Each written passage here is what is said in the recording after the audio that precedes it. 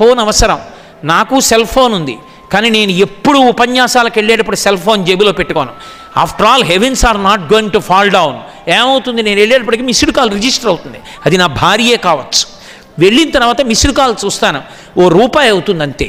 అంతకన్నా నా సంస్కారం కన్నా గొప్పది కాదు. నేను వెళ్ళి రీడైల్ చేస్తాను. ఏమంటే ఎందుకు ఫోన్ చేశారు, ఉపన్యాసానికి వెళ్ళాను అందుకు నేను ఫోన్ ఎత్తలేదని చెప్తాను, మాట్లాడతాను. అంతేకాని ఉపన్యాసానికి వచ్చి సెల్ మాట్లాడడం, పెద్దలు మాట్లాడుతున్నా సెల్ ఫోన్ మాట్లాడుకుంటూ కూర్చోవడం, అర్థం పర్థం లేని మెసేజ్లు రిసీవ్ చేసుకోవడం నేను అడ్మిట్ చేయను.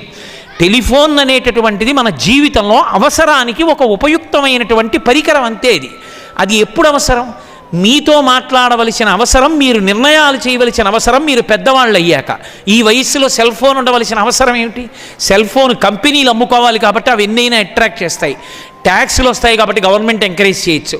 కానీ పిల్లలుగా మీరు ఆలోచించుకోవాలి, అది మనకు అవసరమా అని.